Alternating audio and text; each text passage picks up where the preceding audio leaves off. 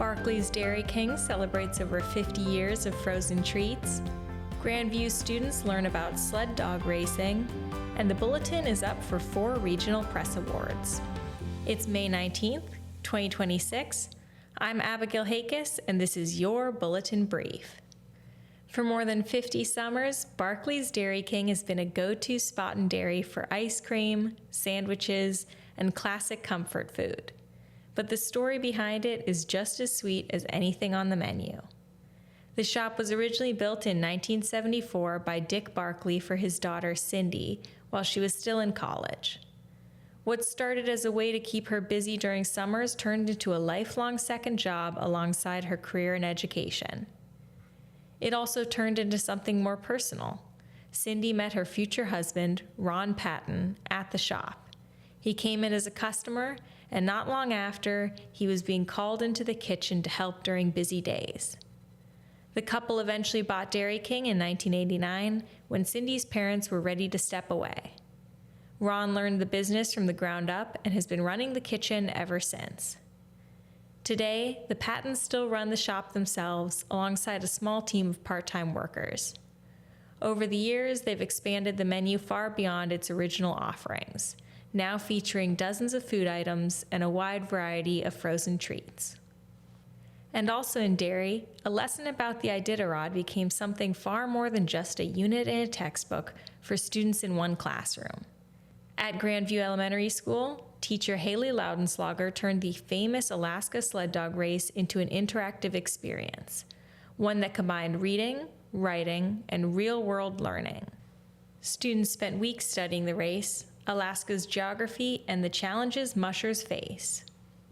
They even wrote letters to racers and tracked their own reading through an Iditarod challenge tied to the race's mileage. But the highlight came when they got to speak directly with an actual Iditarod musher during a live Zoom call. Students asked everything from what mushers eat to how they handle freezing temperatures and exhaustion. And in Bulletin news, the newsroom has 4 finalists in this year's Press Club of Western Pennsylvania Golden Quill Awards, which honor excellence in journalism across Western Pennsylvania, as well as parts of Ohio and West Virginia. The Bulletin's entries span 4 categories in Division II's Excellence in Written Journalism. An investigative piece written by Joe Wells and myself on a former police chief's alleged drug crimes is up for Enterprise reporting. A feature I did on a Vietnam War veteran who risked his life to pursue photography on the battlefield is also up for an award. And in health reporting, former news editor Joseph Bell is recognized for coverage of local physicians providing care in Honduras. And Wells earned a sports nomination for coverage of Ligonier Valley's 67-13 homecoming win. Tune in tomorrow to hear how it went. And make sure to pick up a print edition today for a first look at the Latrobe 4th of July celebrations schedule. And now, on to sports. It's time for the Latrobe Bulletin Athlete of the Week contest, where readers can vote for the top local athletes.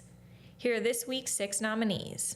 Starting with the boys, from Greater Latrobe Track and Field, Preston Miller turned heads at the Whitfield Championships, placing 5th in the 100-meter dash and winning the 200.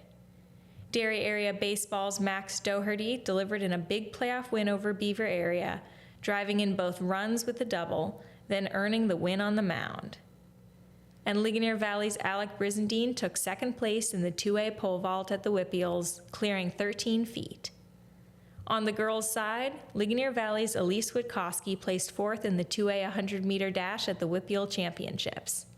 Derry area softball's Marie Razpotnik helped power a playoff win, going 2 for 3 with 2 RBIs and 2 runs scored. And teammate Cameron Dunlap also stood out, going 3 for 4 with an RBI and a run scored. You can vote now for Athlete of the Week on our website at LatrobeBulletinNews.com/athlete. And here's a look at today's local sports schedule. Over in the Latrobe Derry Area Teener League, the Derry Ukes will travel to Cooperstown for a 5:30 p.m. start. And Naples will take on Bardines at 8 p.m. And in Latrobe Little League, the Red Sox are headed out to face off against the Yankees at 6:30 p.m. Thanks for listening. To check out more local headlines, pick up our print edition, go to LatrobeBulletinNews.com, or check us out on social media at Latrobe Bulletin. I'm Abigail Hakis, and this has been your Bulletin Brief.